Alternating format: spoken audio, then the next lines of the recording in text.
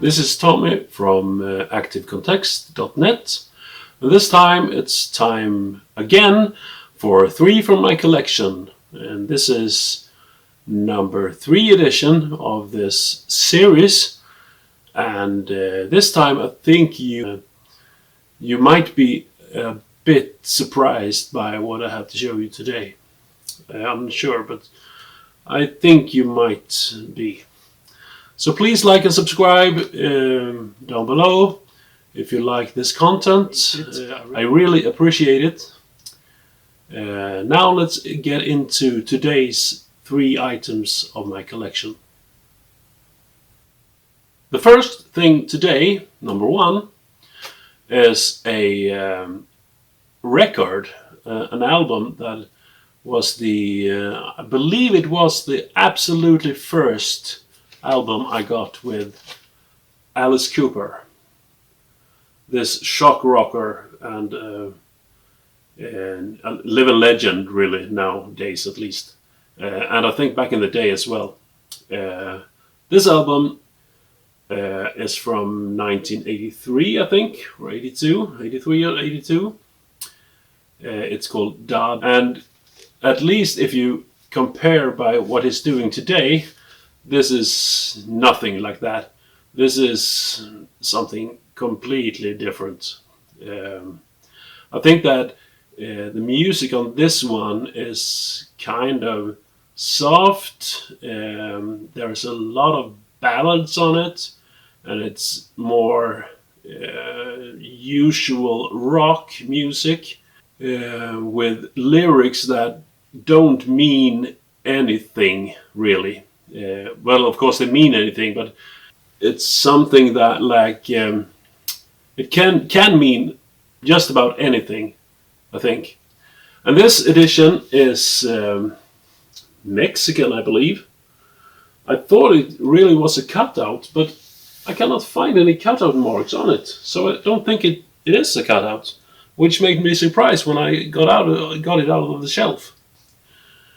I really like this one. There is a few songs on it that I really like, that are my favorite songs all time by Alice Cooper. Alice Cooper solo, at least, and that is Formerly Warmer, which is an amazing song, ballad.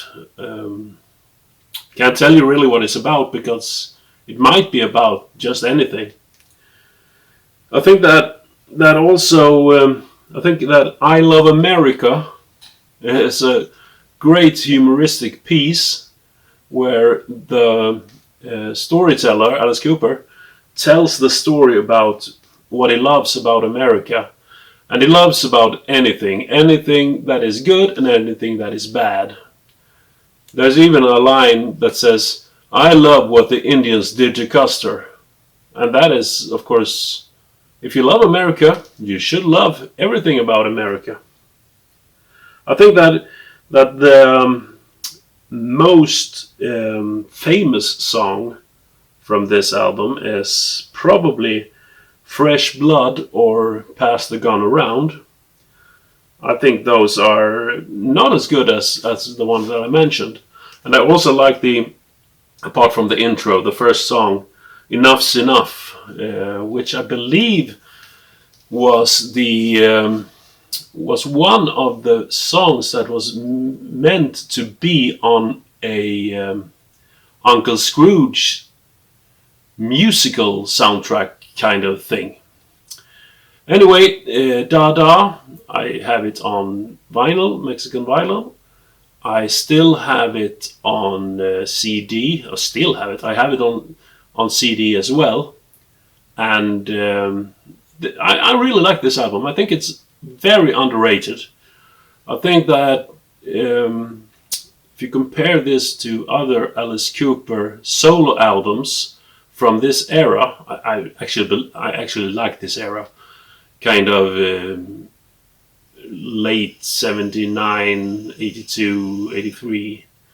There was a few albums coming out then. There was From the Inside, of course, which is a fantastic album. There's also Zippercast's Skin, that came out around 82, I think, or 81, which I really love. And this one then, Da Da. And if you haven't got this album, you might not need it on vinyl, but you should have it on CD, of course, I think. Or you could stream it, of course, on Spotify or something. But I think you should listen to this album, because this is not the typical Alice Cooper that you are used to if you're listening at what he does nowadays.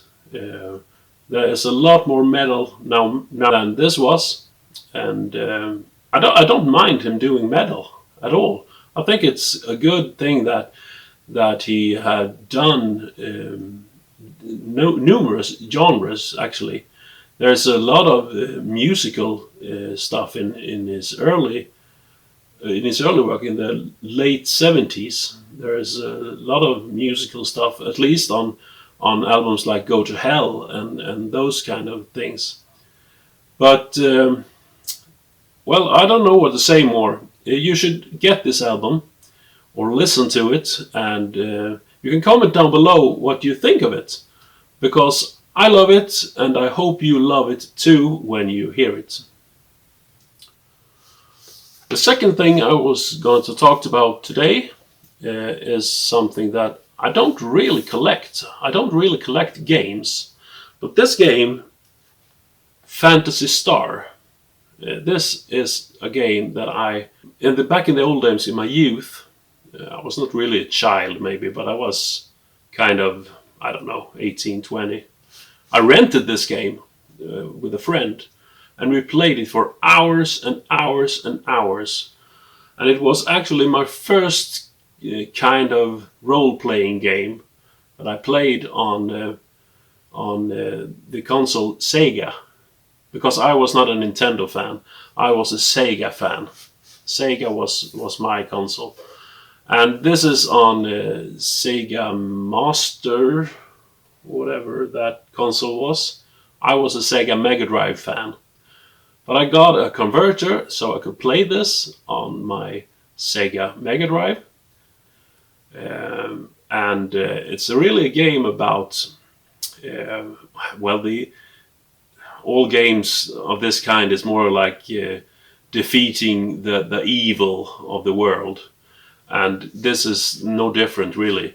It's about this hero growing up in some kind of city, and she goes out on a trip to explore, and of course there's an evil lord called Lassic, I believe, and he is possessed by some dark force, because the dark force is the actual enemy of everything, because Lassic is just possessed by him. But that we don't know from the beginning, of course. We think it's Lassic that is this evil man that drives people crazy and tortures them, and whatever he does, drive taxes up, or I don't know what he does.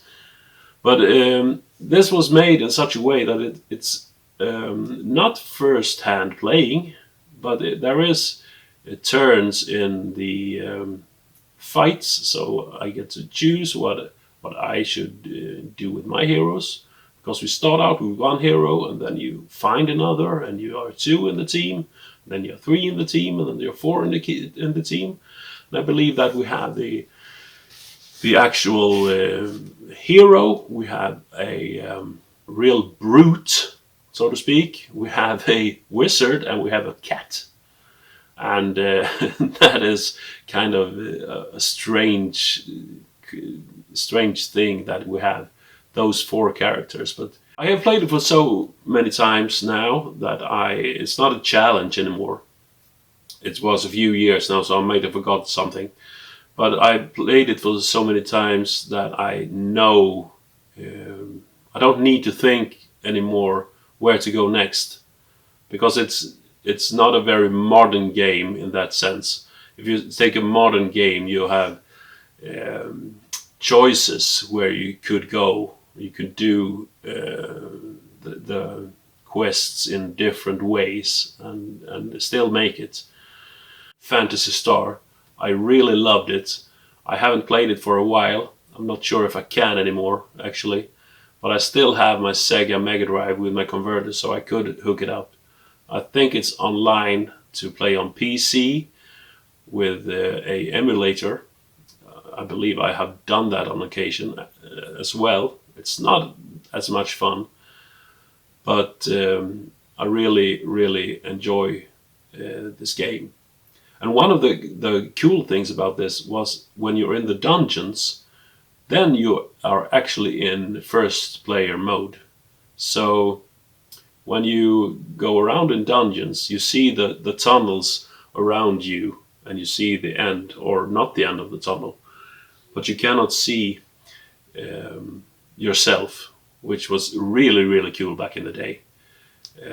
So if you are a fan of fantasy games, role-playing games, this was an early game that really changed my view on gaming, and it's a part of my collection even though I don't collect games.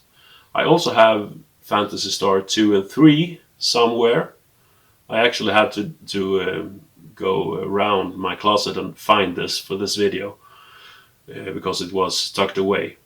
But this is a fine game. It's a masterpiece in my opinion, and I think you should explore it because it's so much fun.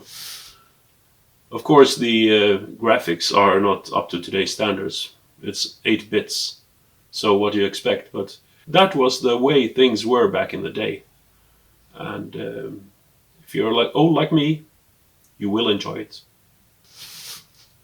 The third thing for today is a movie, because I couldn't go without having a movie in here, because movies are the things I collect the most. Not necessarily the best editions or the flashiest covers or anything like that. Even if it's fun to have an edition that is special in some way, or it's a double disc, or if it's a lot of extras, or there's a slipcase or whatever. But in this case, I couldn't really find another edition than this one. I know there's a Swedish edition which is really, really expensive. It's hard to find.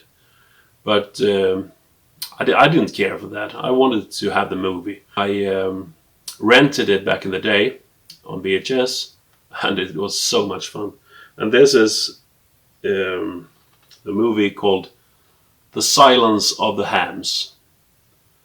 And this is, I believe this is a Czech edition or something, but it's English friendly, and I really love this one. I don't usually like comedies that much because comedies are not really my cup of tea. I like suspense and I like horror, and I like nowadays I like deep dramas. But this is different. This is that kind of movie that has a joke in every scene, and it goes over the top all the time. Kind of like Top Secret, if you have seen that one, because there's a joke in every scene, more or less, and that's background jokes. Something happened in the background which not is that obvious from the very start. You don't notice it until you see it for the third time or something.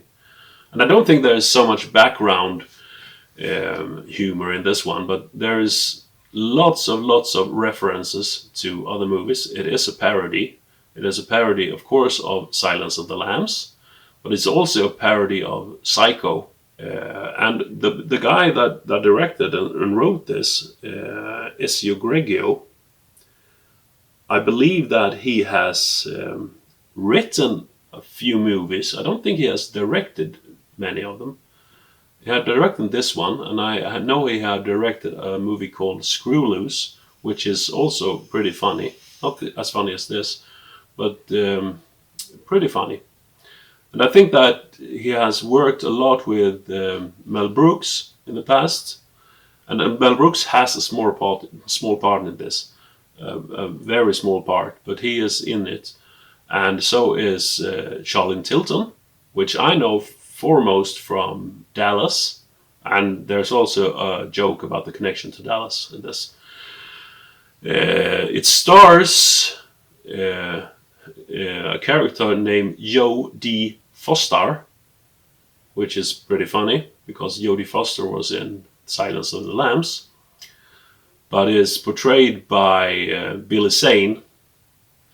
And I'm not particularly a fan of Billy Zane. I think he usually overplays pretty much everything he does. But in this movie, it makes sense. I really like him in this one movie.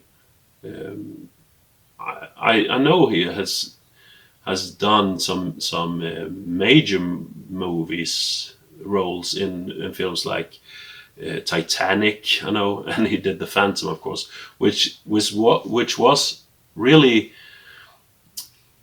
I didn't like it when it first came out. I thought it was silly, but I rewatched it just maybe a couple of months ago, and I think that it was much better now. So I don't think The Phantom is a bad movie anymore. But this Silence of the Lambs, starring Billy Zane, it has Charlene Tilton, it has Dom DeLuise, and it has Ezio Greggio in the director's chair and in front of the camera in one of the main roles. And if you haven't seen this one, you should seek it out because it's an absolute favorite comedy of mine. I don't think I have anything in my collection that comes near this in stupidness and funniness and wit, because it's very thoughtful movie. I think that the story is so stupid that it really works. It's so stupid that it really works. And by the end of this movie, there is a teaser for another movie that will be coming up, according to this movie. And that's on a poster on a wall, where it comes up a poster then. It comes up a poster on the wall where it says, next film from Ezio Greggio, or something like that. Jurassic Pork. I love to see Jurassic Pork. That was 3 things from my collection today. We had 1 album, we had 1 movie, and we had 1 game. And if you like this kind of movies that I like, if you like the kind of games I like, if you like the kind of records I like, and I have it in my collection, and you love or enjoy, at least, I hope you enjoy this kind of presentations, please put your thumbs up on the like button, subscribe, and please comment down below what you thought about these 3 things that I showed you today. It would really be a fun experience to read about what you think about my collection items. Thank you.